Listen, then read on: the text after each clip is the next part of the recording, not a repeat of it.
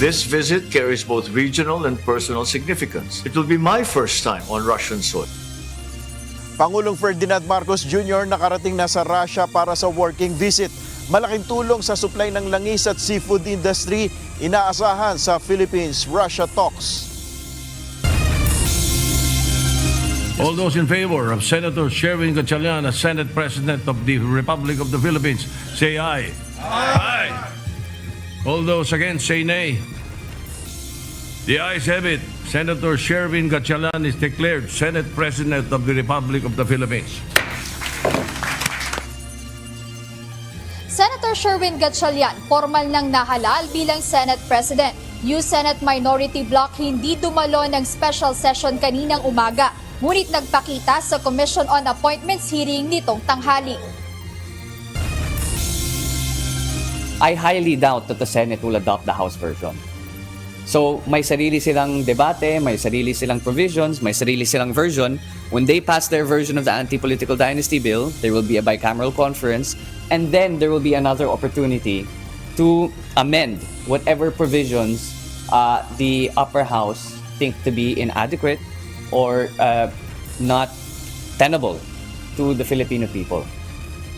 House version ng anti-political dynasty bill alanganing lumusot sa Senado ayon kay House Majority Leader Sandro Marcos. This morning, we also did another MDA flight using the Philippine Coast Guard aircraft. And we confirmed na yung platform na dinisassemble nila yesterday is no longer there in Bajo de Masinloc. Floating platform sa loob ng Bajo de Masinloc naalis na ayon sa National Task Force for the West Philippine Sea. As far as CIDG is concerned, hindi ito aksidente. Right now, ma'am? Yes, No, po. it's not. Pulisya nanindigang hindi aksidente ang pagkamatay ng dalawang player ng Ateneo Blue Eagles. Coaching staff na hindi pa humaharap sa investigasyon, kabilang si Tab Baldwin, muling isinapina.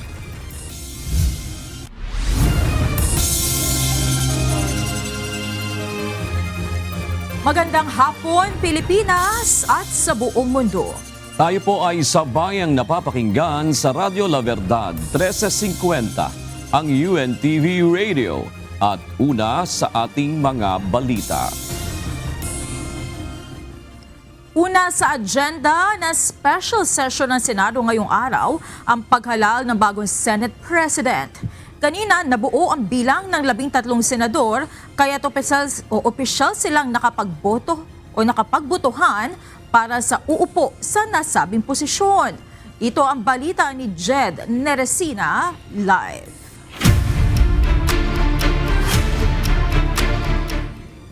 Jed, ngayong may bago ng Senate President, nasettle na ba ang mga issue kaugnay ng liderato dyan sa Senado at ano ang itinakbo ng kanilang special session? Monica, base sa mga nangyari kanina sa special session ay opisyal na ngang naitalaga si Senator Sherwin Gatchalian bilang Senate President at bago pa man magsimula kaninang umaga yung special session ay nagpahayag na si Senator Alan Peter Cayetano na tanggap na niya na mawawala sa kanya yung posisyon basta aniya mayroong tamang botohan at may totoong quorum o bilang ng mga senador sa sesyon. All those in favor of Senator Sherwin Gatchalian as Senate President of the Republic of the Philippines, say aye. Aye. All those against, say nay. The ayes have it. Senator Sherwin Gatchalian is declared Senate President of the Republic of the Philippines. Tapos na ang laban at buo na ang 13 senador na kailangan para maideklarang bagong Senate President si Senator Sherwin Gatchalian. Kasunod ito ng pagdating ni Senator Joel Villanueva na siyang bumuo sa bilang ng tinaguriang Gatchalian Bloc kaninang umaga sa pagsisimula ng special session. Unanimous ang boto ng mga present na senador para kay Senator Win bilang bagong pinuno ng Senado. At dahil nabakante na ang Senate President pro tempore, itinalaga naman nila sa posisyong ito si Senator Vicente Tito Soto III, habang Majority Leader naman si Senator Juan Miguel Mig Zubiri. Very happy to be back to work. Kaya nagpapasalamat din ako kay Senator Joel Villanueva for joining us in putting the household of the Senate back in order. So naihalal na namin si Senate President Sherwin Gatchalian at si Senator Tito bilang SP Pro Tempore. Nakapanumpa na rin si Majority Leader Migs. Para kay Senator Panfilo Ping Lacson, mabuti na rin aniya ang nangyari para sila ay makapagtrabaho na muli at maipasa o matalakay na ang mga nabinbing mga panukalang batas. Yeah, press start. And sana everybody will start cooperating, including the members of the minority. Kasi wala na rin delulu di ba? Ibinahagi naman ni Senator Joseph Victor J.V. Ejercito ang kanilang naging pag-uusap ni Senator Villanueva bago ito tuluyang lumipat sa kanilang panig. Ayon kay Senator Ejercito, ikinalulungkot ng kapwa niya senador ang nangyayari sa Senado at nakikita aniya nito na talagang apektado na ang trabaho ng institusyon. Everything, lahat eh.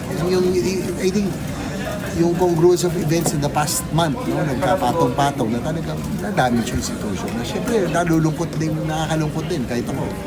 Mahal naman natin Senado. Ito yung huling sandigan, talagang pinagkakatiwalaan ng sambayan ng Pilipino. Pero first time in history na bumagsak ang perception, talagang lower than the House. Samantala, mariing itinanggi at pinabulaanan naman ni Senate Majority Leader Mig Zubiri na nagkaroon ng panunuhol, pananakot o kaya naman ay pressure sa kanilang mga kasamahan para lumipat sa kanilang hanay. Wala namang katotohanan yun. Contrary to what his opinion is, marami po sa ating mga kasamahan na gusto na lang bumalik sa trabaho. Diba? So, there might even be more in the future to join our group dahil sa frustrations na napangyayaring itong last 1 month. Ipinaliwanag naman ni Senator Villanueva ang dahilan kung bakit siya dumalo ng sesyon ngayong araw. We wanted to work. So that's what we've been doing. I mean, you have seen how I work today. I'm almost at the floor or at the podium most of the time, the entire day. So I hope you've seen that. Kasunod ng pagtatalaga ng mga mamumuno sa Senado, inayos na rin kaninang umaga ang chairmanship ng mga komite. Itinalaga bilang chairperson ng makapangyarihang Senate Committee on Accountability of Public Officers and Investigation o Blue Ribbon Committee si Senator Erwin Tulfo. Habang vice chairperson naman ng nasabing komite, sina Senator Francis Kiko Pangilinan at Senator Panfilo Ping Lacson. Napunta rin ang chairmanship ng Social Justice at Committee on Energy kay Senator Erwin, habang ang Committee on Finance at Komite ng Local Government kay Senator Joseph Victor J.V. Ejercito.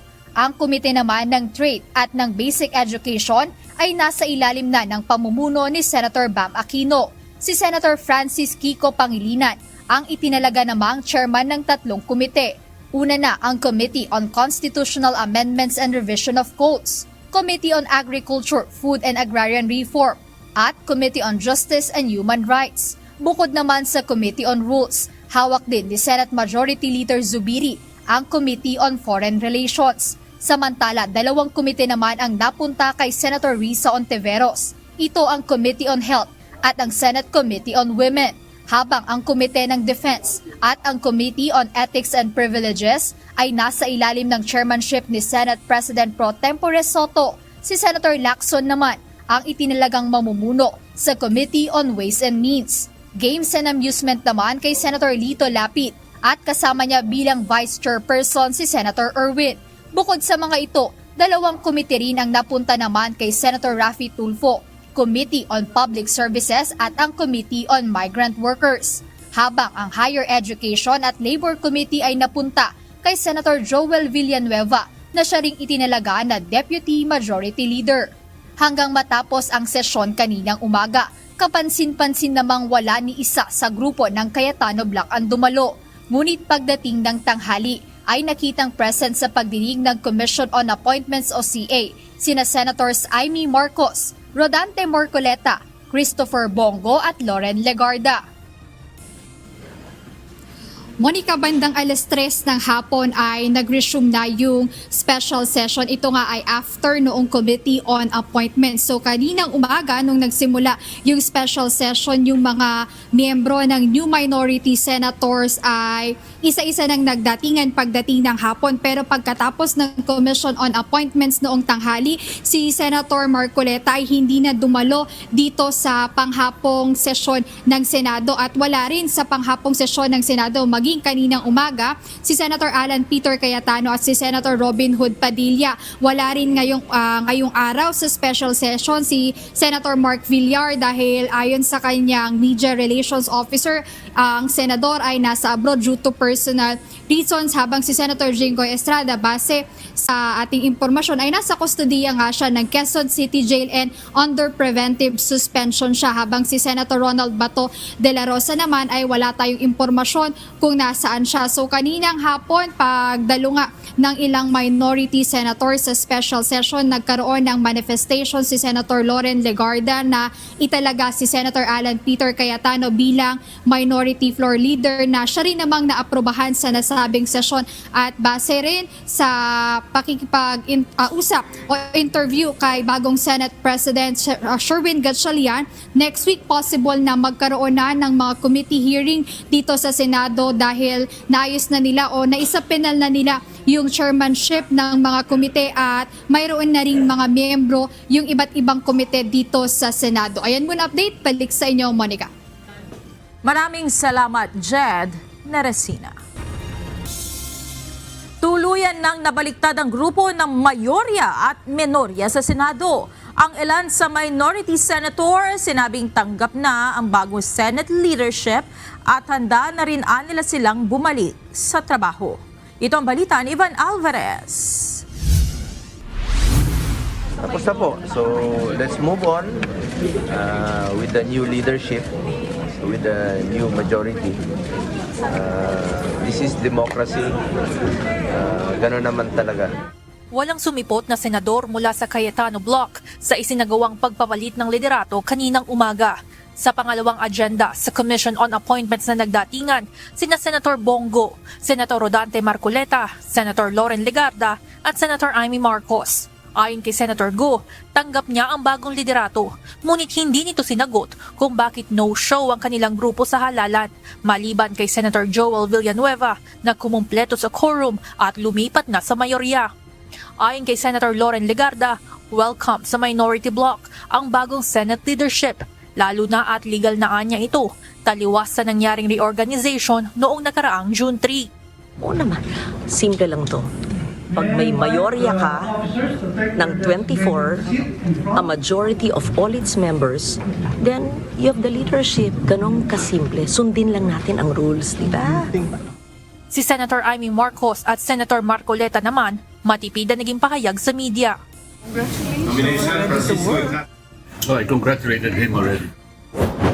Ngayong opisyal ng Senate President si Senator Sherwin Gatchalian, matapos ang ilang linggong girian kay dating SP Alan Peter Cayetano, inaasahang babalik na sa normal ang operasyon ng mataas na kapulungan ng Kongreso.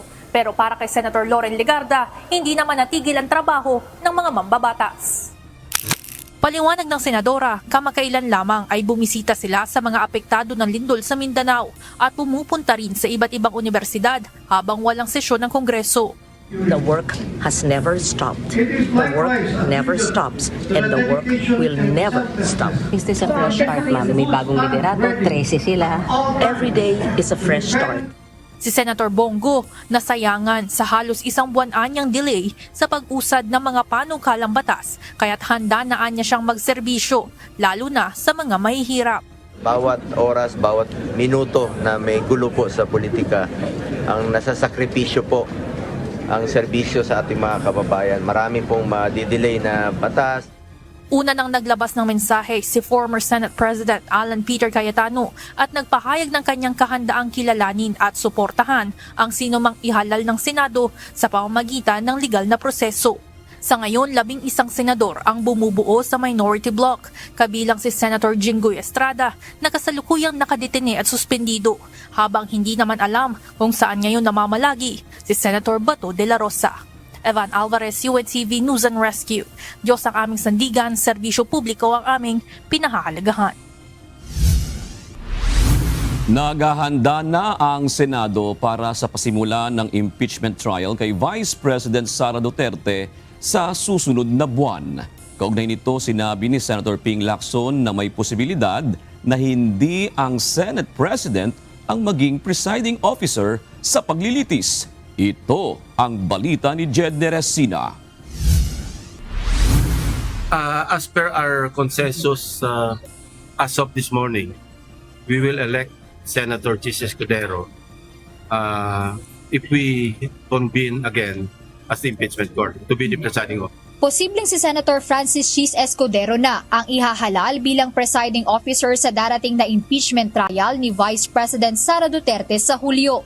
Ayon kay Senator Panfilo Ping Lacson, ito ang napagkasunduan nilang mga senador kaninang umaga. Mismong si Senate President Sherwin Gatchalian pa ang nagmungkahi ng nasabing ideya. Binigyang diin ng senador na malaki ang maitutulong ng karanasan ng kapwa niya senador bilang isang abogado na may sapat ding kaalaman pagdating sa mga proseso ng impeachment. Lawyer Kasi at saka may experience na rin siya sa impeachment. Yun ang consensus namin as of this morning. Pwede magbago. And si Senator Win mismo, Senate President Pinang nag-suggest din nun. Samantala, mariing itinanggi ni Senator Lacson ang mga espekulasyon na bahagi ito ng kanilang negosasyon para piliting lumipat ng panig si Senator Escudero. Binigyang diin ng mambabatas na ang tanging layunin ng hakbang na ito ay upang matiyak ang maayos at mabilis na takbo ng pagdinig. Kami yun, nag-usap. Para lang maging smooth. Kasi alam nyo, pag ikaw nagpipreside, kailangan talaga meron kang hindi basic knowledge sa law. Yung rules of court, evidence. Kasi once na merong mag-motion either from the prosecution or defense, merong pagkakataon na kailangan mag-rule ka immediately, di ba? Yes, sir. Sustained, overruled.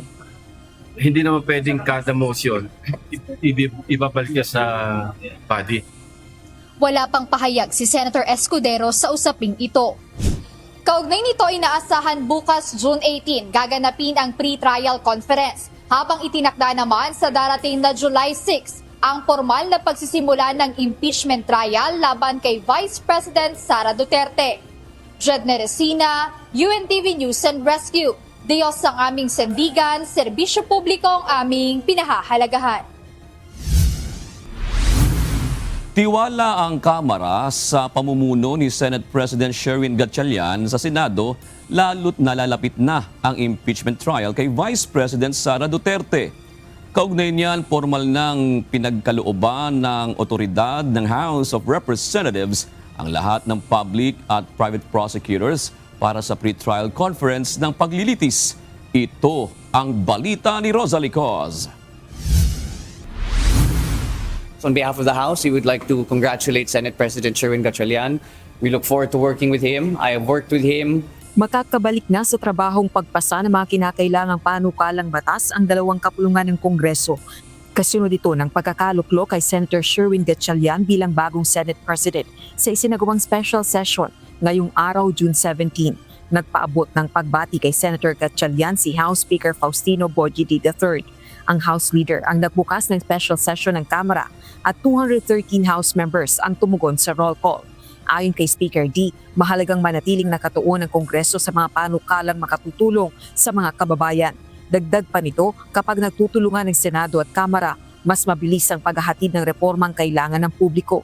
Inilarawan naman ng presidential son na si House Majority Leader at Ilocos Norte 1st District Representative Sandro Marcos, si Senate President Gatchalian bilang isang level-headed o mahinahong tao. Git pa nito, sa ilalim ng pamumuno ni SP Gatchalian, tiyak na balik trabaho na ang Senado. So I think that's exactly what this current political climate needs, especially there in the Senate. Level-headedness and just the need for all of us to really get back to work. Naniniwala naman ang isang House Impeachment Trial spokesperson na nangangahulugan ng pagkakaluklok ni Senate President Gatchalian ng tuloy-tuloy na impeachment trial kay Vice President Sara Duterte. Wala na pong dapat balakid sa pagtutuloy ng paglilitis on July 6. Kaugnay naman ang Anti-Political Dynasty Bill na isa sa mga prioridad na maipasa ng PBBM administration. Duda si Representative Marcos na lulusot ang panukalang bersyon ng Kamara sa Senado. I highly doubt that the Senate will adopt the House version. So may sarili silang debate, may sarili silang provisions, may sarili silang version. When they pass their version of the Anti-Political Dynasty Bill, there will be a bicameral conference, and then there will be another opportunity to amend whatever provisions the upper house think to be inadequate or not tenable to the Filipino people. Nauunawaan din ito kung bakit tinutuligsa ang panukalang batas na inaprubahan ng Kamara.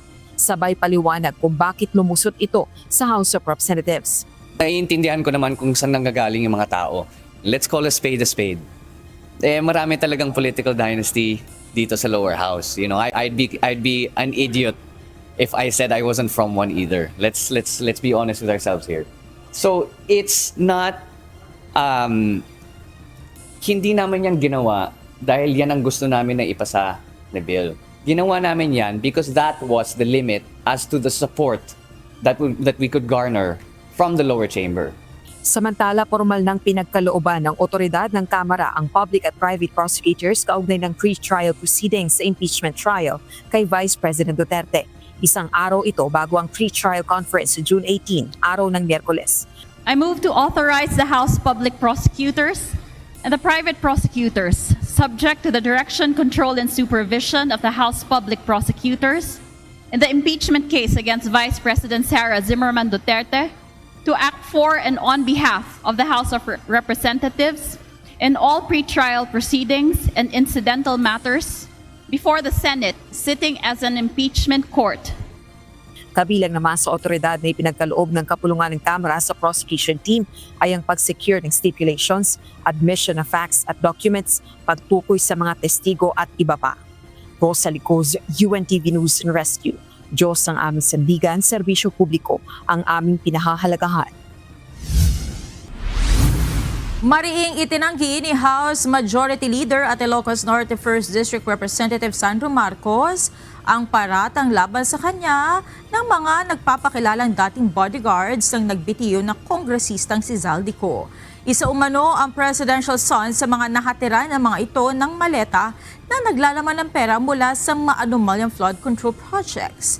Giit ng House Majority Leader, bahagi lamang ito ng mga hakbang para pabagsakin ang pamahalaan. We don't dignify the testimonies of those fake Marines, or actually bodyguard na lang ang tawag natin sa kanila. Nakita mo na nga kahapon, biglang sumali si Senator Escudero sa majority, biglang siya may maleta. Pati si Mary Grace Piatos sa susunod na hearing, baka yan may maleta din. So let's call a spade a spade. Bukod dito, pinabulaan na din ng kongresista ang alegasyong walang inilaang pondo para sa maintenance and other operating expenses o MOOE sa General Santos City matapos ang malakas na lindol noong June 8. Anya, imposibleng walang pondong inilalaan ng pamahalaan sa mga lokalidad, lalo na sa mga naapektuhan ng kalamidad. Parang kwento-kwento lang yan. There's no such thing as zero MOOE. There's no such thing as zero budget either. Pero wala rin kung AIX or MAIF, yung Jensen. Ma'am, that's impossible. Saan mo yan narinig? Ipa-verify mo muna dapat. As far as I know po, wala pong zero na ganun. Lalo na sa Jensen, who would be so stupid to do that? I mean, really? Dumating na sa bansang Russia si Pangulong Ferdinand Marcos Jr. para dumalo sa Association of Southeast Asian Nations o ASEAN-Russia Commemorative Summit. Sa sidelines sa summit, makikipagpulong si Pangulong Marcos kay Russian President Vladimir Putin. Itong balita ni Nel Maribuhok. This visit carries both regional and personal significance. It will be my first time on Russian soil. 7:53 ng umaga oras sa Kazan at 12:53 naman sa Pilipinas kanina, dumating si Pangulong Ferdinand Marcos Jr. sa Russia. Ito ang kauna-unahang pagkakataon ni Pangulong Marcos na makarating sa naturang bansa. Ilang mahalagang pagpupulong ang dadaluhan ng Pangulo sa kanyang 2 araw na working visit. Pangunahin na rito ang Association of Southeast Asian Nations o ASEAN-Russia Commemorative Summit, kung saan pagtitibayin ang mahalagang kooperasyon ng regional bloc at ng Moscow. Our discussions will be anchored in key deliverables across the political, security, economic, and socio-cultural pillars of our partnership, spanning cooperation in peace and security, trade and investment, food and energy security, science and technology, digital transformation, education, tourism, and people-to-people exchanges. Ayon kay Ambassador of the Philippines to Moscow, Igor Bailen, sa sentro naman ang bilateral meeting ni Pangulong Marcos at Russian President Vladimir Putin sa seguridad sa enerhiya at pagkain. We know that recently, because of the situation in the Middle East, we were able to import Russian oil for the first time since 2019. So energy security is going to figure, I think, in the discussion. Food security also, because Russians are interested in Philippine seafood, and Filipinos are interested in Russian meats. Ayon sa political analyst na si Professor Froilan Calilong, malaki ang maitutulong ng Russia sa Pilipinas pagdating sa supply ng langis. If we will be able to strengthen further our relations with Russia, na alam naman natin na isa malaking oil exporting and oil producing country sa buong mundo, maaari nitong ma-shield tayo from potential shocks that may happen in the future. Ang naturang bilateral meeting ni Pangulong Marcos at President Putin ay pagkakataon upang mapalakas ang kalakalan ng dalawang bansa. Sa gitna ito ng pagnanais ng Russia na matutukan ang pakikipagkalakalan sa Asia. Itong one-on-one bilateral meeting niya with Putin, it shifts strictly to Philippine national interests. So Manila may be capitalizing on Russia's desire to pivot yung trade towards Asia to negotiate favorable direct state-to-state economic relief. Bukod rito, magkakaroon rin ng pagkakataon ng Pangulo na makaharap ang mga negosyante at mamumuhunan sa Russia. Nel Maribuho, UNTV News and Rescue. Diyos ang aming sandigan, serbisyo publiko ang aming pinahalagahan. Hindi pa rin nagbabago ang direksyon na investigasyon na tinutumbok ng Criminal Investigation and Detection Group sa pagkamatay ng 2 student athlete ng Ateneo Blue Eagles na sina Rene Baterbonia at Divine Adili. Ayon kay CIDG Director, Police Major General Robert Alexander Morico II, base sa inisyal na resulta ng kanilang investigasyon ay lumalabas na hindi disgrasya ang pagkamatay ng 2 estudyante. Ito ang balita ni Lea Ilagan. As far as CIDG is concerned, hindi ito aksidente. Right now, ma'am? Yes, No, po. it's not. Hindi aksidente ang pagkamatay ng basketball players na sina Rene Baterbonia at Divine Adili sa Aurora noong June 8. Ito ang paninindigan ng Philippine National Police Criminal Investigation and Detection Group o CIDG sa kabila ng pahayag ng abogado ng coaching staff ng Ateneo Men's Basketball Team na si Reynaldo Jacinto. Ayon kay CIDG Director, Police Major General Robert Alexander Morico II, ito'y base sa inisyal na resulta ng ginagawa nilang pakikipag-usap sa mga dati at kasalukuyang player ng universidad. It's normal for lawyers to defend their clients. He is not in the position to make any conclusion sa incident precisely because he is not also there during the time. To continue hiding his client does not serve the end of justice. He is a lawyer. Nanumpa po kayo ng justice. So, walk the talk. Lumalabas din aniya na regular na isinasagawa ang tinatawag na team building sa dagat. They are not directly in front of the resort, about 700 meters away. They were aware that the current was strong. Prior leaving for Aurora, when they were informed, they have been talking a lot about the current situation doon sa Aurora, which is the tide, big tide doon sa area. They say they were walking and stationary jug to make their feet more stronger daw while in the water. Kaugnay nito, hinamon ng general ang ibang miyembro ng coaching staff, kabilang ang nag-resign na head coach na si Tab Baldwin na magpakalalaki at harapin ang investigasyon. Man up, be man enough to face the investigation in the interest of justice and equity para doon sa dalawang players which you call as your brother. Because if you talking about the yung battle cry of Bebab, hindi ka tatalikod. Help us also. Help the family attain justice. Nagpadala na ang CIDG ng ikalawang sapina sa mga ito. At kung muling babaliwalain, ay maaari silang maharap sa contempt at kasong obstruction of justice. Sending lawyers in behalf of their clients during the investigation and making public statement would not serve the end of justice. Their lawyers cannot answer the questions which are being propounded by our investigators, precisely because their knowledge over the incident are limited. Ipinabibitbit din ng CIDG kay Baldwin ang kuha ng drone sa liblib na lugar kung saan isinagawa ang aktibidad ng mga players. With the subpoena to Mr. Thomas Baldwin, we are asking him to bring with him the aerial footages of the drone during the conduct of the training because he is the one who has the CCTV footages. From the start, when they have a formation doon sa resort until the time na nangyari yung incident.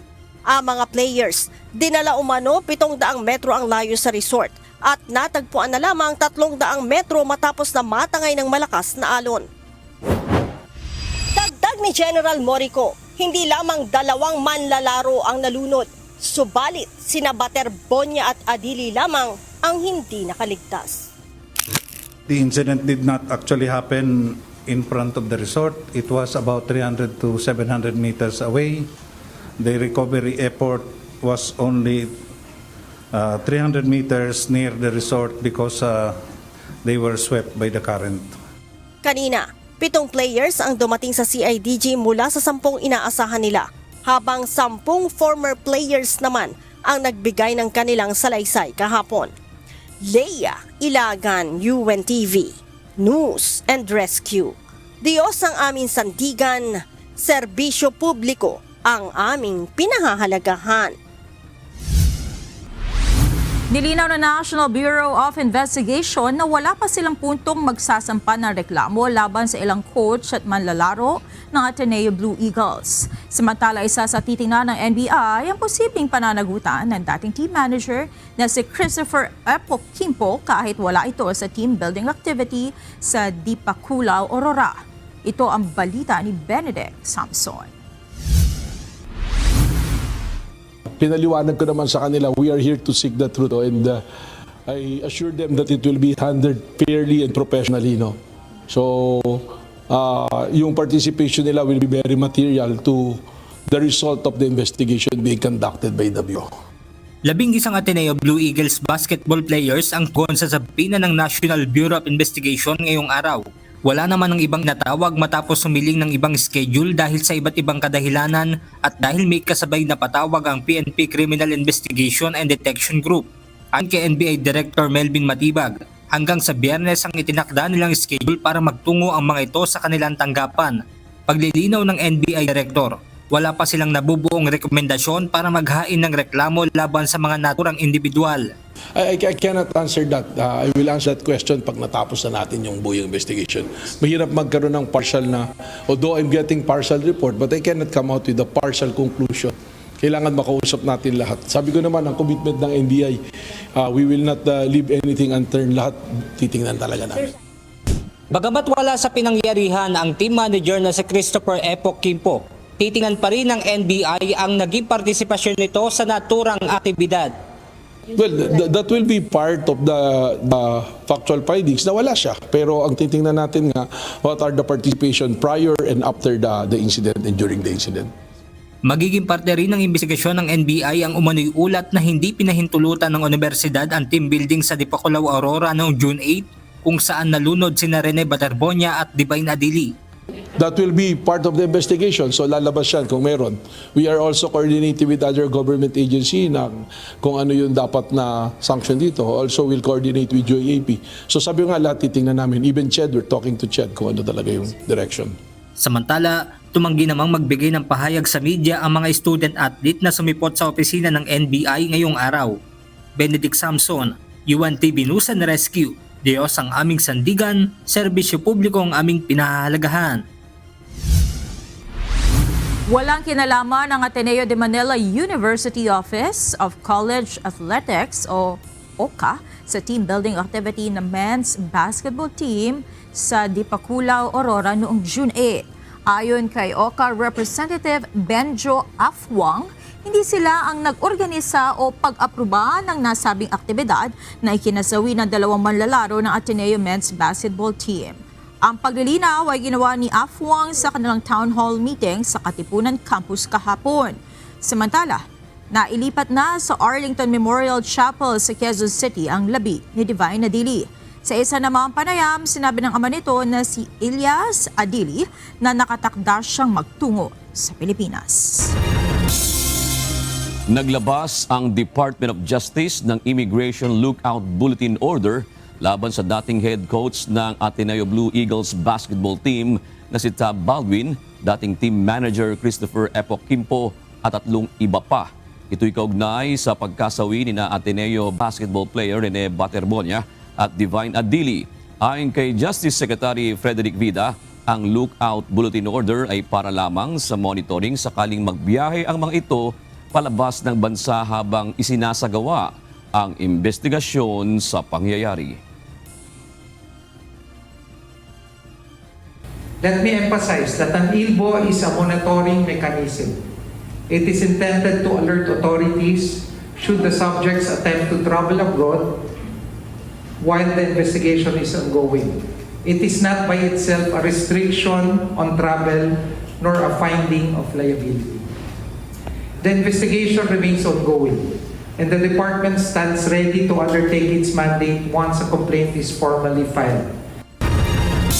Mas pinaigting ng mga municipal government ng Aurora ang mga hakbang pangkaligtasan sa mga dalampasigan kasunod ng pagkalunod ng mga estudyante ng Ateneo.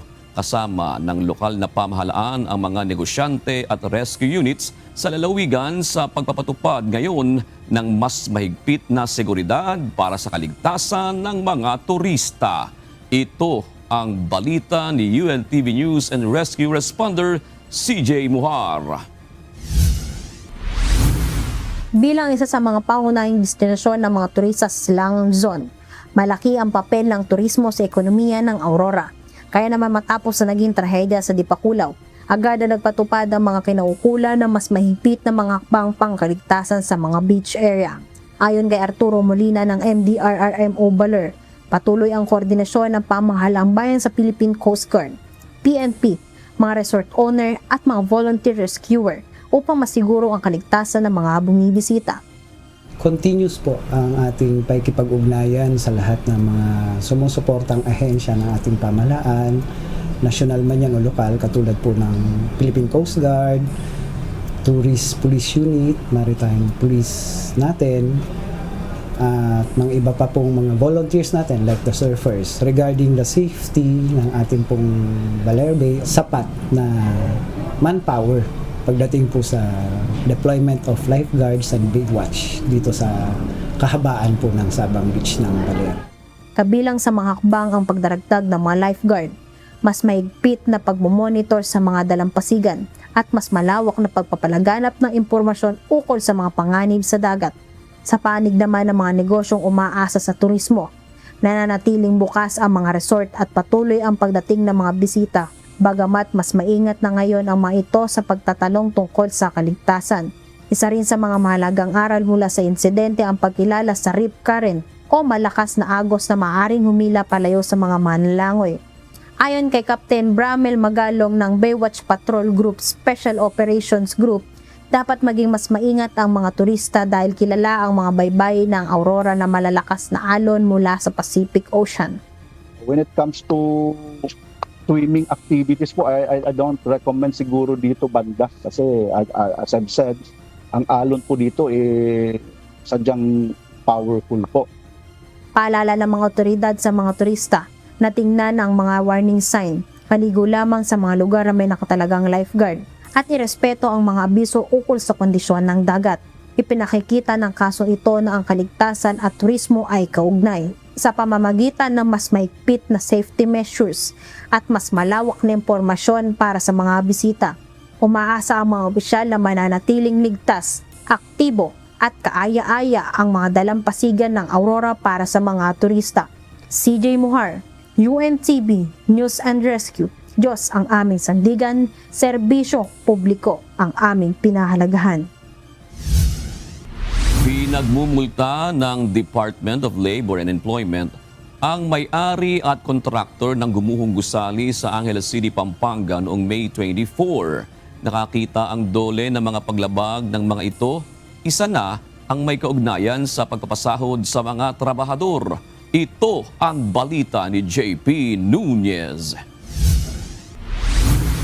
The dole found that Jackson Lee and Golden Years Construction and Steel Works Corporation were liable to pay a total of 11,426,798 pesos and 50 centavos, representing 1,102,798.50 pesos for labor standards violations and 10,324,000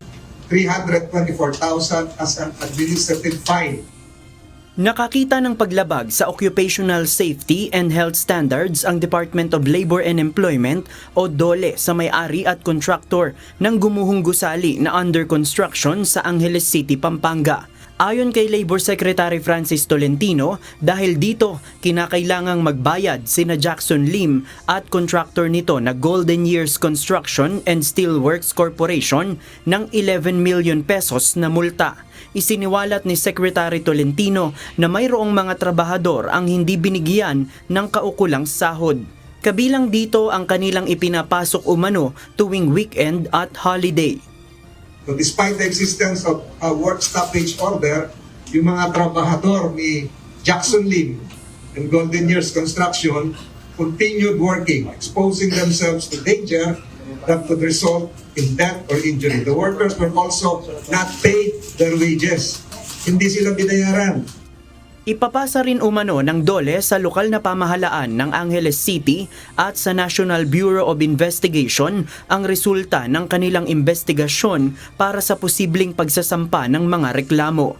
Sinisikap pa ng UNTV News and Rescue na makuha ang pahayag ng may-ari at ang kontraktor ng gumuhong gusali. Pero ayon sa DOLE, dumalo naman sa patawag na pagdinig ang may-ari para marinig ang kanyang panig bago ilabas ang hatol ng ahensya. Umattend siya ng hearing, ha? Si Jackson Lim, umattend ng hearing ng DOLE. Kailan yun? Hindi lang, siguro 2 beses. Hindi lang namin pinadala yung mga pictures, pero umattend siya ng hearing, due process was complied with. Sa pinakahuling datos ng mga otoridad, hindi bababa sa 30 mga individual ang kumpirmadong nasawi matapos matabunan ng mga debris ng gumuhong gusali. JP Nunez, UNTV News and Rescue.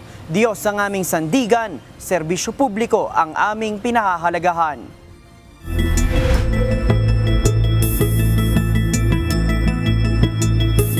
Isang low-pressure area ang umiiral sa labas ng Philippine Area of Responsibility. Mahigit 2,000 kilometro ang distansya nito mula silangan ng Northern Luzon. Ayon sa Pag-asa, sa mga susunod na araw ay posibleng maging bagyo ang nasabing sama ng panahon. Dagdag pa ng ahensya, posible itong dumaan palapit sa PAR. Kung hindi man ito direktang makaapekto sa bansa, ay hahatakin naman ito ang southwest monsoon o hanging habagat. Bunsod nito, inaasang sa weekend ay posibleng makaranas ng pag-ulan ang Western Visayas at Palawan. Magpapatupad ang Department of Education ng bagong guidelines ugnay ng class suspension na layong mas mapabilis at mas maging angkop sa sitwasyon sa bawat lugar tuwing may sama ng panahon. Ano nga ba ang nilalaman ng bagong guidelines na ito? Ito ang balita ni Mia Alonzo. Kung malakas naman po, absent na lang po ako kasi po hindi rin naman po kakayanin, tas baka po magkasakit pa po ako. Kung di naman po gano'ng kalakas, papasok na po. I-suspend agad kasi kawawa naman po kung magsususpend kung kailan ng baha or nasa school na. Sayang din po kasi pamasahe. Ganito ang karaniwang daing ng mga estudyante kapag naaantala ang pagsususpindi ng klase tuwing malakas ang ulan. May mga pagkakataon na nasa kalsadan sila bago magpasya ang lokal na pamahalaan na kansilahin ang pasok sa eskwela. Upang masolusyonan ito, ginawang mas malinaw ng Department of Education ang sistema ng class suspension sa panahon ng bagyo, ulan, baha at iba pang emergency. Sa ilalim ng DepEd Order No. 14 Series of 2024, hindi na lang simple ang desisyon na pagsuspindi ng klase. Ginawa na itong mas detalyado para maging angkop sa totoong sitwasyon sa bawat lugar. Ano nga ba ang bagong sistema na ipatutupad ng Department of Education? Sa bagong framework, hindi na ginagamit ang dating blanket suspension, kung saan noon ang lahat ng paaralan sa isang lugar ay otomatikong walang pasok kapag may bagyo o pagbaha. Sa halip, mas targeted na ang pagdedesisyon at tinitignan kung saan lang talaga apektado ng sitwasyon. Ano ang magiging sukatan sa pagsususpindi ng klase? May 4 na antas ng pagtugon o class conditions na siyang gagamitin bilang basehan ng mga paaralan at lokal na pamahalaan sa pagdedesisyon. Una, ang hayo o continue. Sa antas na ito, normal ang klase dahil walang malaking banta sa kaligtasan ng mga mag-aaral at guro. Kaya't maaaring magtuloy ang face-to-face na klase. Ikalawa, ang hinay o ease-in. Sa sitwasyong ito, posibleng may mga minor na abala gaya ng ulan o konting pagbaha na hindi pa naman delikado. Dito, pwede pa ring ituloy ang klase pero mas flexible, mas maiksi o mas adjusted ang mga gawain depende sa sitwasyon. Ikatlo, ang hinga o check-in.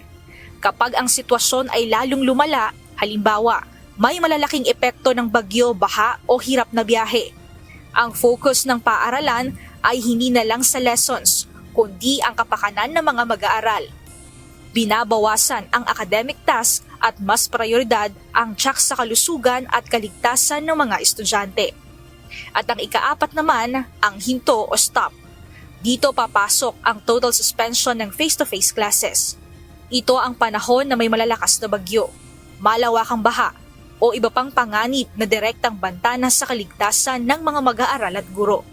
During inclement weather, the DOST Pag-asa is providing information. Like for example, kapag may bagyo, we are giving storm signals. And then kapag may mga malakas na pag-ulan, rainfall warning system. At ito'y binabasihan ng mga sectors like of course sa Department of Education in the suspension of classes. And in some, minsan, even the local government units also decide to cancel classes. So the information... On the basis of the information na binibigay ng Pag-asa. Ang mga weather information ay ginagamit na basihan na mula sa Pag-asa.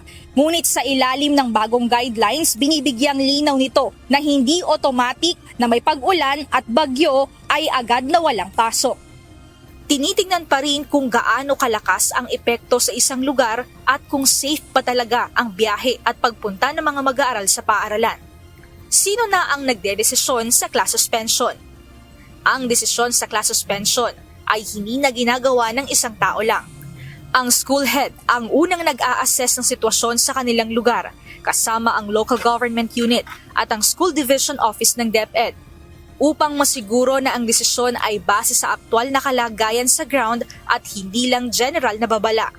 Binibigyang diin din ng bagong sistema ang mas mabilis, mas ligtas at mas angkop na pagdedesisyon sa class suspension.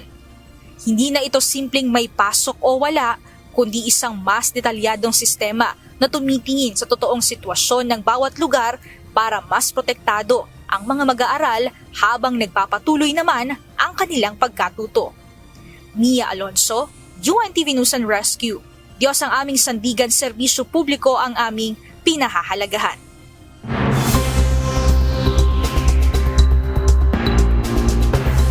Tagumpay na nakuha ni Ukraine President Volodymyr Zelensky ang suporta ng Group of 7 leaders para sa kampanya nito kontra Russia. Malaki rin na pag-asa ni Zelensky na payag na nga sa United States President Donald Trump na sang-ayon na ito sa kanyang pakiusap na makagawa ng dagdag na armas. Ito ang balita ni Noel Poliarco. Positibo ang naging reaksyon ni United States President Donald Trump sa pakiusap ng Ukraine na bigyan ito ng lisensya na gumawa ng anti-ballistic missiles. Ayon ito kay Ukraine President Volodymyr Zelensky. The production is in the United States. I raised the topic of licenses. I addressed it to President Trump. We need licenses to produce missiles. He was positive. Yes, I hope when President Trump is positive, I hope it's yes. Sa isang panayam matapos ang kanyang pakikipagpulong sa Group of 7 leaders, sinabi ni Zelensky na ipinakita niya sa mga ito ang ilang larawan ng mga napinsala na ng Russia sa Ukraine. Aniya, nangako ang mga ito ng suporta bukod sa pagpayag ng US sa produksyon nila ng dagdag na air defense missiles. Kasama sa inaprubahan ng grupo ang Winter Support Package at dagdag na pressure sa Russia sa pamamagitan ng sanctions. Lahat ng ito ay may suporta ng Amerika. And this is also a new step of understanding, of unanimity of this understanding. This is always was very important for me, that we see the war with open eyes and we recognize what Russians really what they did on our territory, such brutal things. But now everybody is recognizing that Russia Putin doesn't want to stop this war. Nangangamba si Zelensky na abuti ng winter season ang kanilang bakbakan ni Russian President Vladimir Putin na tiyak na magiging mahirap lalo na sa mga sibilyan sa parehong bansa dahil sa matinding lamig, hirap sa transportasyon at dahil sa mga napinsalang energy infrastructure na magbibigay sana ng enerhiya panlaban sa mababang temperatura. I think this is very important thing. Try to organize a meeting before the winter. And Russia has to know that we had terrible winter and they will have also not simple. So my proposition, dialogue. Sa kanyang pahayag naman, sinabi ni Trump na kung tutuusin ay wala silang anumang dahilan para manghimasok sa isyu ng Russia at Ukraine. Ang tangi lamang nilang koneksyon ay ang magbenta ng armas sa European countries, kasama ang dalawang bansa. Gayunman ayon kay Trump, hindi niya nais na libo-libong sibilyan at sundalo ang namamatay kada araw dahil sa kanilang gyera. Kaya susubukan niyang gawin ang pwede niyang magawa para magkaayos ang dalawa. It's not that. It's that it has no impact on us other than we sell weapons. We're thousands of miles away. But the only reason I don't like to see 25,000 young people die every month. I mean, the whole thing is ridiculous. So, I'm going to do whatever I can. Kinumpirma rin ni Trump na mayroon na silang inisyal na usapan kaugnay ng pakikipagkasundo. Gayunman, naniniwala ito na kailangan makipag-usap ni Putin para matigil na ang gulo alang-alang sa mga sibilyan. Well, we have one, but we had a good meeting. Look, Russia should make a deal. Russia's lost tremendous amounts of people, and so has Ukraine. They just keep going, fighting, losing soldiers. They lose so many soldiers. This is not since World War II has anything like this happened. I settled 8 wars. This was the one I thought was going to be the easiest settled. Muling iginiit ni Zelensky ang kanyang panawagan kay Putin na makipag-usap na saan mang bansa nito naisin, bunsod ng pangangailangan. They have to make a deal as quick as possible. It's not Russia, it's not Ukraine. It's understandable why. So it can be Switzerland, it can be Turkey, it can be Middle East countries, it can be, I don't know, I'm not the president of the United States. I mean, it's up to president to do it, to organize, but I think USA also can be. Noel Poliarco, UNTV News and Rescue. Diyos ang aming sandigan, serbisyo publiko ang aming pinahahalagahan. Kinumpirma ng European Commission na nagsasagawa ng training ang Russian military sa tulong ng puwersa ng China. Ayon kay European Commission spokesperson Kaja Kallas, natitiyak nila ngayon na suportado nga ng China ang mga pag-atake ng Russia sa Ukraine.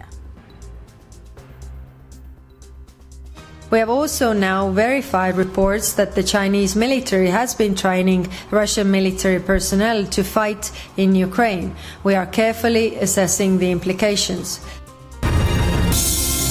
Samantala, isang video footage ang inilabas ng Ukraine kung saan makikita ang ilang military vehicles ng Russia sa Zaporizhzhia nuclear power station sa oblast, isang Russian-occupied area. Kinundina ito ng Ukraine dahil taliwas ito sa deklarasyon ng Russia sa International Atomic Energy Agency o IAEA na bawal ang militarisasyon ng mga nuclear plant. Ayon sa Ukraine, isa itong malaking pagsisinungaling sa panig ng Russia upang makaiwas sa pag-atake.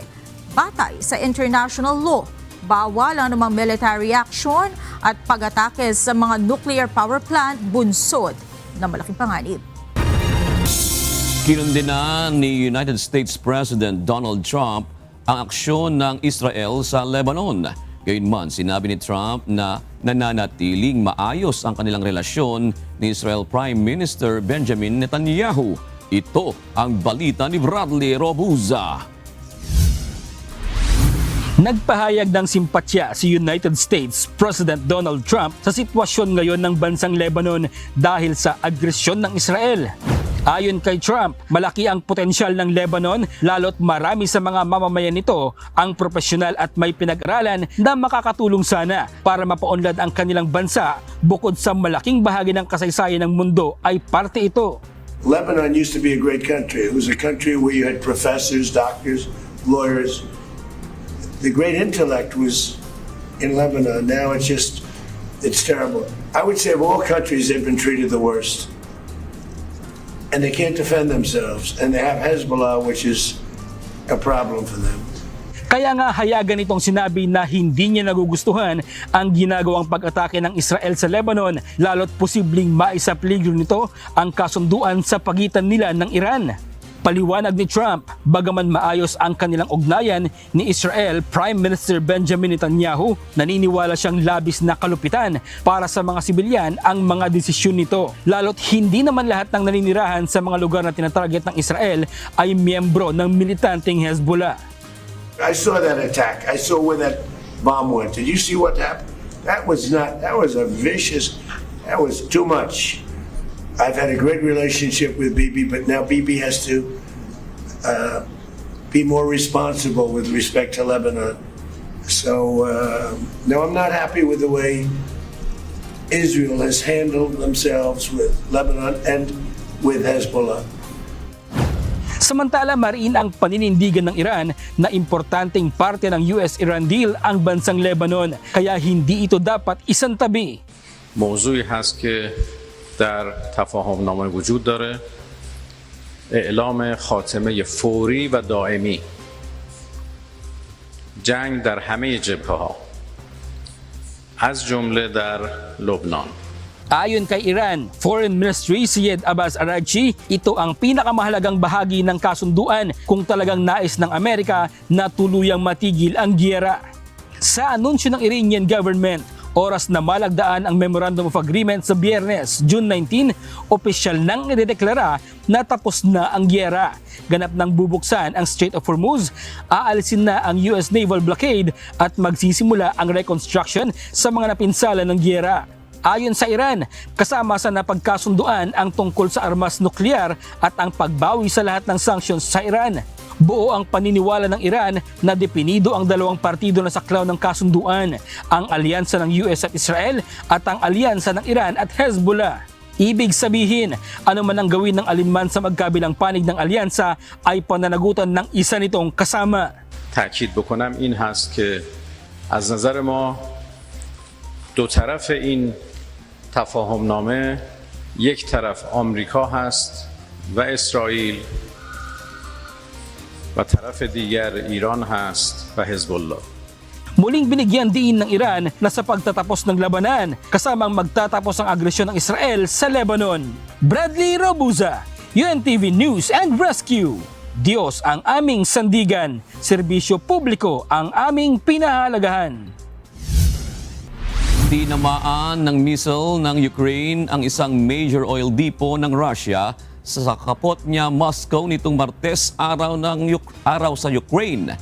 Ayon kay Ukraine President Volodymyr Zelensky, isang long-range missile ang tumama sa oil refinery, 15 kilometers lamang ang layo mula sa Kremlin. Sa nasabing depot nanggagaling ang 40% ng supply ng gasolina at 30% ng diesel sa Moscow metropolitan area. Dito rin nagmumula ang jet fuel para naman sa mga domestic airports. Katatapos lang ng special session ng Senado ngayong gabi. Sa pagpapatuloy ng sesyon kanina, tinalakay ng mga senador ang iba't ibang nabinbing panukalang batas at kumpirmasyon ng ilang opisyal. Ito ang balita ni Evan Alvarez, live. Evan, ano pa ang ibang agenda na natapos o na-accomplish ng Senado sa special session? June, bago mag-alas 6:30 ngayong gabi ay adjourned na ang special session dito sa Senado. Iba't ibang legislative measures ang natalakay sa plenaryo ng mataas na kapulungan ng Kongreso at matapos nga ang mga delay ay nakumpirma na ang appointments ng ilan sa mga opisyal o matataas na opisyal ng pamahalaan. Sa ipinatawag na special session ng Pangulo, kinumpirma ng Commission on Appointments sa pamumuno ni Senate President Win Gatchalian ang 5 general at flag officers ng Armed Forces of the Philippines at 85 opisyal ng Foreign Service mula sa Department of Foreign Affairs. Kinumpirma ng komisyon ang pagkakatalaga kina Vice Admiral Alan Javier, Major General Isagani Criste, Brigadier General Niceforo Diaz Jr., Brigadier General Rose Mawati Rimo at Lieutenant General Edmundo Peralta. Samantala, inadop rin ng Senado ang 2 resolusyon para tugunan ang mga pangailangan ng mga naapektuhan ng magnitude 7.8 na lindol sa Mindanao. Sa pamamagitan ng Senate Resolution No. 49, hinikayat ng Upper Chamber na magkaroon ng sapat na paglalaan ng pondo para sa relief, rehabilitation at muling pagbangon ng mga apektadong komunidad.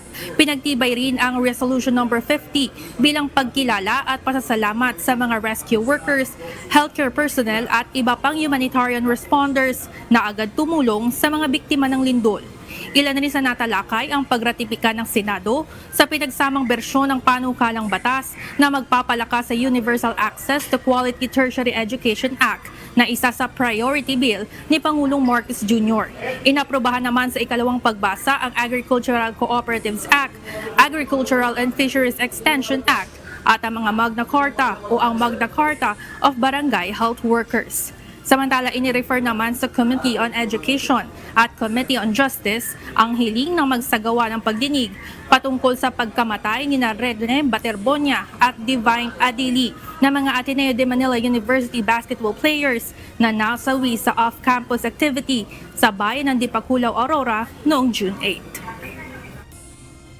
Sa pagdinig na ito, suriin po natin ang kasalukuyang polisiya ng DepEd, ng CHED, ng mga sports and athletic rules, regulations and standards po nito.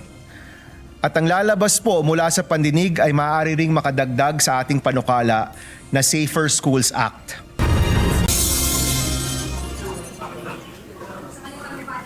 June, adjourned sine die ang sesyon dito sa Senado. Ibig sabihin wala pang susunod na petsa o tiyak na petsa kung kailan i-resume itong sesyon sa mataas na kapulungan ng Kongreso. Yan muna ang balita mula dito sa Senado. Balik sa inyo dyan, June. Maraming salamat, Evan Alvarez. Hindi umano under attack ang Senado batay sa initial findings ng binuong fact-finding panel ng Department of Justice o DOJ. Samantala, kabilang din sa tinitingnan ng mga otoridad ay kung ang umano'y pagpapaputok ng sniper mula sa 5th floor ng Senado sa sasakyan ng National Bureau of Investigation ay bahagi ng orchestrated plan para patakasin si Senator Ronald De La Rosa. Ito ang balita ni Dante Amento, live. Dante, may rekomendasyon na ba ang DOJ panel hinggil sa mga dapat panagutin sa insidente sa Senado? Magandang gabi, June. Wala pa silang partikular na rekomendasyon kung sino yung mga dapat papanagutin, ano yung kanilang kaharapin na posibleng kaso. Ang sabi kanina ni Justice Secretary Vida, in general, so lahat ng mga anggulo ang kanilang tinitingnan upang malaman kung ano yung pananagutan ng mga posibleng individual na sangkot nga partikular sa pagpapatakas umano kay Senator Ronald Bato de la Rosa. Inilabas na ng Department of Justice o DOJ ang initial findings ng ginawang investigasyon ng panel of prosecutors kaugnay ng nangyaring shooting incident sa Senado noong May 13. Ayon kay Secretary Frederick Vida, batay sa findings, hindi makatwiran ang ginawang pagpapaputok ng mga tauhan ng Office of the Sergeant o Senate Sergeant at Arms o USAA sa mga tauhan ng National Bureau of Investigation at hindi rin umano under attack ang gusali ng Senado. Nandoon ang NBI agents ay upang ipatupad ang ICC arrest warrant laban kay Senator Ronald Bato de la Rosa. The findings of the panel were based on evidence submitted by the PNP-CIDG, members of the media, and the GSIS, including an ocular inspection of the GSIS premises. Kaugnay nito, may ilang rekomendasyon ang panel, kabilang narito ang pag-alam sa pananagutan ng mga sangkot o tumulong sa pagpapatakas kay Senator Ronald de la Rosa noong May 14 ng madaling araw. Gayon din ang umano'y sniper shots galing sa 5th floor ng Senado, kung bahagi rin ba ito para makatakas ang mambabatas. Second, to determine whether the NBI and media accounts that sniper shots appeared to have been fired from the 5th floor of the Senate building towards the identifiable NBI vehicle parked at the GSIS premises was part of the orchestrated plan to facilitate the escape of Senator De La Rosa. Sa ngayon anya ay nagpapatuloy ang investigasyon at ayaw din pangunahan ng DOJ ang findings ng panel. Tiniyak ng kagawaran na maging objective sila sa kanilang ginagawang investigasyon. Tumanggi rin ang DOJ na ibigay kung sino ang mga posibleng sangkot na mga personalidad sa mga nangyari sa Senado kamakailan. Ito ba ay planado? Mas malaking plano? Diba? Nilagay siya sa protective custody? Ito ba ay kasama sa plano? Yung pagsasalita ba or yung pagsasabi ba na under attack? Yung pagsasabi ba na lockdown ng Senado? Diba? Lahat ito, lahat ng mga bagay na napatunayan nating nangyari ay tinitingnan para timbangin kung ito ay kabahagi nung tinatawag natin na obstruction of justice. Dagdag pa ng DOJ, hihilingin nila ulit sa bagong pamunuan ng Senado na magsagawa ng ocular inspection lalo na sa lugar kung saan nangyari ang putukan. June, ayon pa kay Secretary Vida kanina, mayroon din silang close coordination sa Office of the Ombudsman sapagkat ang Ombudsman ay nagsasagawa din ngayon ng parallel investigation upang alamin yung partikular na mga pananagutan lalo na ng mga opisyal ng gobyerno doon nga sa nangyaring insidente dyan sa Senado, kabilang na ang pagpapatakas umano kay Senator Ronald Bato de la Rosa. Yan ang ating update mula dito sa Maynila. Balik sa June. Maraming salamat, Dante Amento. Naniniwala si COMELEC Chairman Attorney George Erwin Garcia na posibleng demolition job laban sa kanya at may kaugnayan sa 2028 elections ang aligasyong pagtanggap umano niya ng pera mula sa flood control projects. Pinag-aaralan din ng opisyal ang posibleng pagkasampa ng kaso laban sa mga nasa likod ng paratang. Nagbabalik si Dante Amento. Nakakalungkot po sapagkat nung una ako inaakusahan ng 4 na maleta. 4 na maleta na nga yun na ibinigay daw sa akin sa harapan ng isang hotel dyan sa may bandang area ng Pasay. Bigla na lang naging bag na lang ngayon. Mariing itinanggi ni Commission on Elections o COMELEC Chairman George Erwin Garcia ang akusasyon ng pagtanggap ng pera na tinawag niyang isang demolition job. Posible din anya na may kaugnayan ito sa darating na 2028 national and local elections. Ang pinakamalapit lang po na nakita ko kasi dahil sa eleksyon ng 2028, Hindi mo nyo napapansin lagi kasing kinakailangan idamay si Comelec. Sa lahat na lang ng kontrobersya, laging kadamay si Comelec. Maaring may kaso sa Comelec o natalo ang may pakana. Ayon kay Garcia, kapansin-pansin ang pabago-bagong kwento ng mga nag-aakusa sa kanya. Mula sa orihinal na aligasyon na nakatanggap siya ng 4 na maleta ng pera sa isang hotel sa Pasay, bigla itong naging isang bag na lamang. Sinabi ni Garcia na ang mga ganitong inconsistency sa salaysay ay patunay na ang layunin lamang ay sirain ang kanyang reputasyon at ang institusyon ng Comelec. Na napakadali pong ibenta ang kasinungalingan, lalo ko ang intensyon ay sisirain po kayo. Lalo pa kung ang intensyon ay hindi naman talaga para sa pailantad ng totoo, kung hindi manira. Ipinaliwanag ni Garcia na hindi muna siya agad magsampa ng kaso dahil hihintayin niya ang sinumpaang salaysay o affidavit ng mga nag-aakusa. Dahil sa press conference lamang ginawa ang mga paratang at hindi ito napanumpaan, oral defamation lamang ang maaaring ikaso na may mababang parusa. Hihintayin din ni Garcia ang resulta ng investigasyon ng National Bureau of Investigation para lalong matibay ang kaso. Naniniwala rin ang Comelec chief na may mga handler o mga taong nasa likod ng mga nag-aakusa, kabilang ang isang dating opisyal ng Armed Forces of the Philippines o AFP. Binigyang diin niya ang konsepto ng conspiracy, kaya dapat ding managot ang mga utak sa likod ng planong ito. Kaya po ako interesado sino ang mga nasa likod, sapagkat kung ito po ay tinatawag na conspiracy, hindi po ba dapat the act of one is the act of all? So maaaring ang mga ito ay biktima o maaaring sila ay nalanse na o kaya naman talagang nalinlang. Sa kabila ng mga isyong ito, sinabi ni Garcia na mananatili siyang nakatuon sa kanyang tungkulin lalo na't maraming nakapilang aktibidad ang Comelec gaya ng Bangsamoro Parliamentary Elections at ang Barangay at SK Elections. Dante Amento, UNTV, News and Rescue. Diyos ang aming sandigan, serbisyo publiko ang aming pinahahalagahan. Wala na ang floating platform sa loob ng lagoon ng Bajo de Masinloc sa West Philippine Sea. Ang nasabing platform ay namataan mahigit 3 linggo na ang nakararaan. Kinumpirma ito ng National Task Force for the West Philippine Sea matapos ang ginawang Maritime Domain Awareness Flight kaninang umaga. Ito ang balita ni Brian Lacanlale. And this morning, we also did another MDA flight using the Philippine Coast Guard aircraft. And we confirmed na yung platform na dinisassemble nila yesterday is no longer there in Bajo de Masinloc. Wala na ang floating platform sa Bajo de Masinloc. Ito ang kinumpirma ni Rear Admiral J. Tariela ngayong hapon. Sa kanilang isinagawang MDA flight kahapon, nakitang dinidisassemble na ang platform. Pero sa isinagawang MDA flight kaninang umaga ng PCG, hindi na ito na-monitor sa Bahura. Natira na lamang sa Bahura ang Gray Chinese Research Vessel. Pero nananatili pa rin sa lugar ang mga antena at boya na inilagay ng China. So as we speak right now, wala nang platform tayong makikita sa Bajo de Masinloc. The only those things that are remaining there, of course, the buoys that they drop and some communication antenna that we have also documented in the past week. Ang Chinese Embassy sa Maynila inamin na sa kanila ang floating platform at natapos na umano ang misyon nito sa Bahura.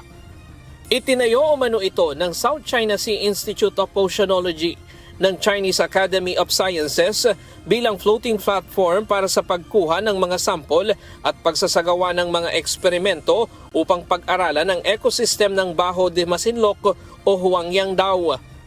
For the first time, they have admitted the fact that that floating platform is operated by a Chinese Research Institute, and what they're doing in Bajo de Masinloc is marine scientific research. Now, of course, atin namang kinukundi na dahil it is only the Philippines who has the legal rights to conduct MSR sa Bajo de Masinloc. Hamon naman ng PCG sa Chinese Embassy. And kung ang ginawa talaga nila is for the conservation or preservation ng environment and for the benefit of the world, it would be a good idea for the Chinese Embassy to share with us yung mga data na nakuha nila sa paggawa ng illegal MSR sa Bajo de Masinloc. Matatanda ang naghain ng Pilipinas ng diplomatic protest sa China para sa naturang floating platform matapos itong matuklasan sa loob ng Bajo de Masinloc noong May 25. Bagamat wala na ang istruktura sa lugar, iginiit ng pamahalaan na hindi nagbabago ang posisyon nito kaugnay ng soberanya sa Baho de Masinloc. Ayon sa NTF-WPS, Pilipinas lamang ang may karapatang magtayo ng mga istruktura at magsagawa ng mga aktibidad sa lugar, kabilang ang marine scientific research. Nilinaw rin ng task force na hindi nagbabago ang paninindigan ng Pilipinas na ang Baho de Masinloc ay bahagi ng teritoryo ng bansa. Anila, pinatutunayan ito ng mga opisyal na dokumento, mapa, survey at tuloy-tuloy na paggamit at pamamahala ng Pilipinas sa lugar sa loob ng mahabang panahon.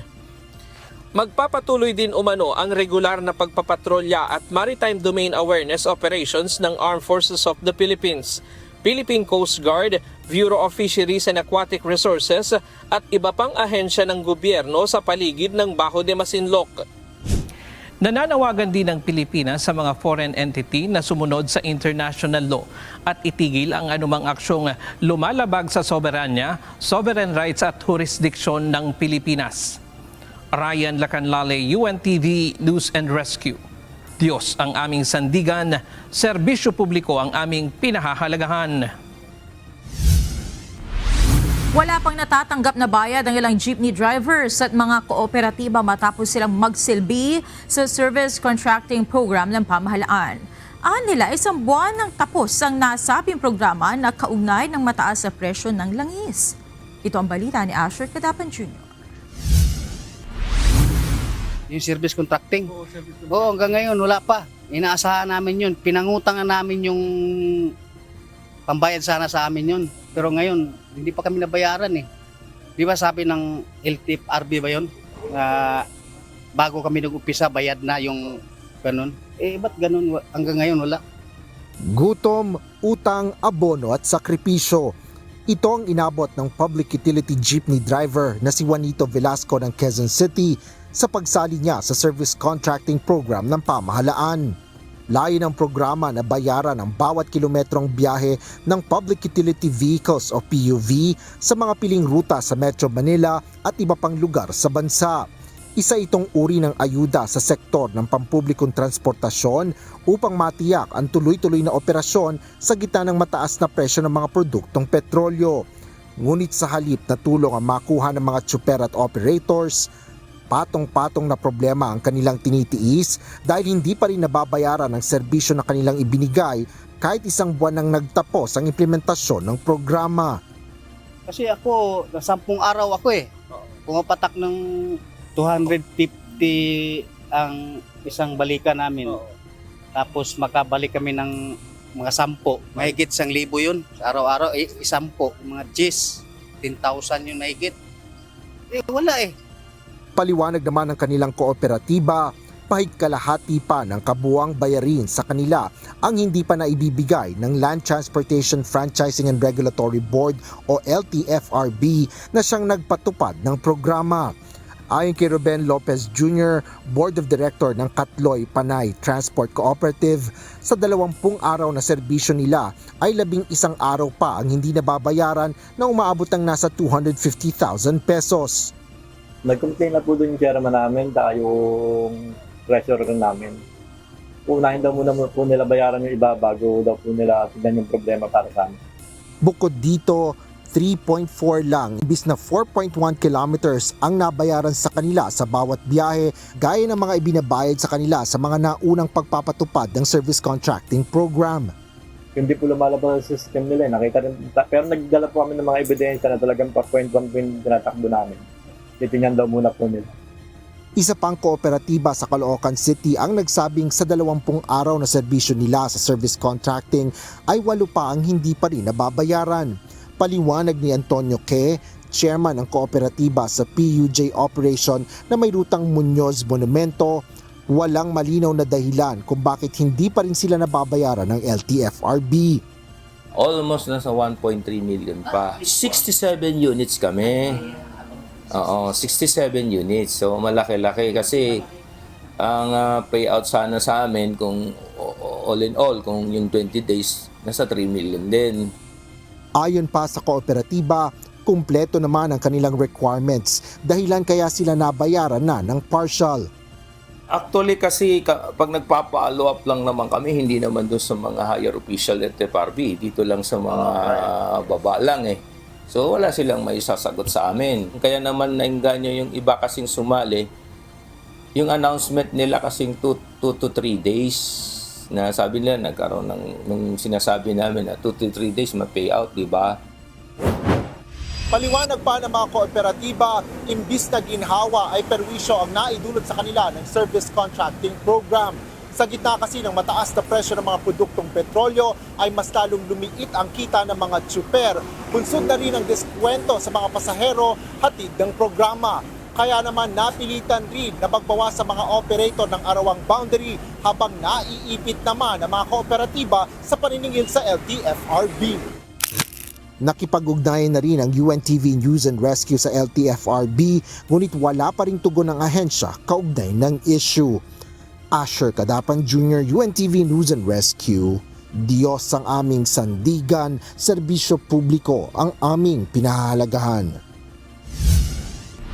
Tinayak ng Philippine Institute of Volcanology and Seismology o PHIVOLCS na patuloy ang pagbabantay ng ahensya sa posibleng epekto ng pag-angat ng lupa sa Sarangani at Davao Occidental. Kasunod ito na nangyaring magnitude 7.8 na lindol noong nakaraang linggo.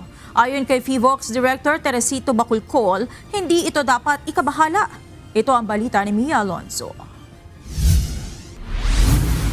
So, ang nangyari dito, tingnan natin umurong yung dagat. But actually, hindi yun yung dahilan. Ang tamang explanation dito ay umangat mismo ang lupa o seafloor. So, ang tawag natin dito ay co-seismic uplift. Ibig sabihin, nangyari ito. Ang pag-angat ay sabay ng lindol. Hindi pag-urong ng dagat kundi pag-angat ng lupa kasabay ng malakas na lindol. Ito ang paliwanag ng Philippine Institute of Volcanology and Seismology o PHIVOLCS sa naobserbahang coastal uplift sa 2 barangay sa Glan, Sarangani. Kahapon ibinahagi ng Philippine Space Agency o PhilSA ang mga satellite image ng pagbabago ng baybaying dagat sa Barangay Burias at Pangyan matapos ang magnitude 7.8 na lindol noong nakaraang Lunes, June 8. Makikita na nagkaroon ng pagbabago sa bahagi ng baybayin kung saan lumitaw ang seabed nito. Ayon kay Philippine Institute of Volcanology and Seismology of PHIVOLCS Director Dr. Teresito Baculcol, ito ang tinatawag na co-seismic uplift o vertical displacement kung saan ang ilang bahagi ng seafloor ay umaangat dahil sa galaw ng fault sa ilalim ng lupa. Kapag nangyayari ang malalakas na lindol, lalo na ang mga coastal o seafloor fault system, maaaring itulak pataas ang isang bahagi ng kalupaan kaya nagbabago ang hugis ng baybayin at nagmumukhang umaatras ang dagat. This is not the first time that it happened. It also happened during the 2013 Bohol earthquake kung saan yung southwestern side ng Bohol, yung Maribohok, umangat din ng mga around 2 meters the same. Yung vertical displacement and parang umurong ang dagat ng 200 meters but actually umangat yung dalampasigan. Kaya naman binigyang linaw ng PHIVOLCS na mahalagang maunawaan ng publiko na ang nangyaring pag-angat ng lupa ay hindi dapat ikabahala dahil ito ay bahagi ng natural geological evolution o patuloy na proseso ng paghubog ng kalupaan sa Pilipinas. Sa kasalukuyan, nagbago ang ilang bahagi ng coastline sa mga lugar na naapektuhan ng lindol sa Mindanao, kung saan 2 metro ang itinaas ng lupa at umabot din sa 200 metro ang inilayo ng dagat mula sa dating dalampasigan. Ang dating nasa ilalim ng tubig na coral reefs, seagrass beds at tidal flats ay maaaring ma-expose sa hangin at araw. Dahil dito, posibleng maapektuhan ng marine ecosystem at kabuhayan ng mga mangingisda. Samantala, tiniyak naman ng PHIVOLCS na nakikipag-ugnayan na sila sa Mines Geosciences Bureau o MGB at iba pang ahensya upang mabantayan at mapag-aralan pa ang direktang epekto ng pagbabago ng baybayin sa mga komunidad. Well, naintindihan natin yung concerns ng ating mga kababayan. Marami din yung tatanong sa atin. Ang mga pagbabagong nakita natin sa baybayin, kami naman sa PHIVOLCS patuloy tayo nag-monitor and nakikipag-collaborate din tayo with MGB and LGU sa iba pang government agencies para mapag-aralan kung ano yung maging epekto nitong pag-angat ng lupa sa Sarangani at saka sa may Davao Occidental. Mia Alonso, UNTV News and Rescue. Diyos ang aming sandigan, serbisyo publiko ang aming pinahahalagahan.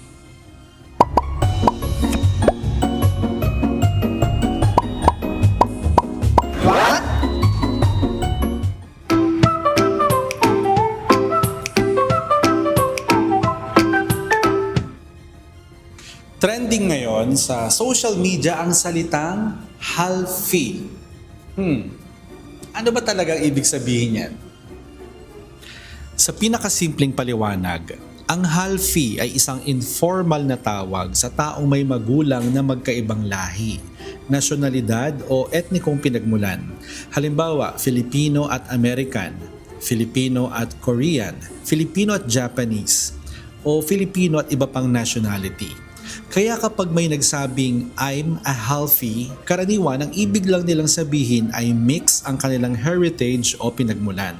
Pero itong interesting, hindi ito official term, hindi rin ito legal term, at hindi rin ito scientific classification. Slang lang ito na naging popular sa social media at pop culture. At habang tumatagal, nagkaroon na rin ito ng iba't ibang kahulugan depende sa gumagamit. Pero sa iba, simpleng paglalarawan lang ito ng kanilang background. Pero para sa iba naman, nagiging sensitibong usapin ito kapag ginagamit para paghambingin ang mga tao batay sa lahi o pinagmulan. Kaya mahalagang tandaan, ang salitang halfie ay tumutukoy lang sa heritage o pinanggalingan ng isang tao. Hindi ito sukatan ng talino, ugali, ganda, tagumpay o halaga bilang tao. Dahil sa totoo lang, kahit magkakaiba tayo ng pinagmulan, hindi yun ang pinakaimportanteng bagay tungkol sa atin. Mas mahalaga pa rin kung paano tayo makitungo sa ibang tao. At siguro yun ang dahilan kung bakit naging malaking usapin ang salitang ito. Hindi dahil sa salita mismo, kundi dahil sa kahulugan at pagtingin na ikinakabit natin dito. Sa tingin nyo ba, mahalaga pa ba ngayon kung saan ang pinagmulan na lahi ng isang tao o mas mahalaga kung ano ka bilang isang tao? Sana po may natutuhan kayo at laging tatandaan, mapalad po ang tao na nakakasumpo ng karunungan at ang tao na nagtatamo ng kaunawaan.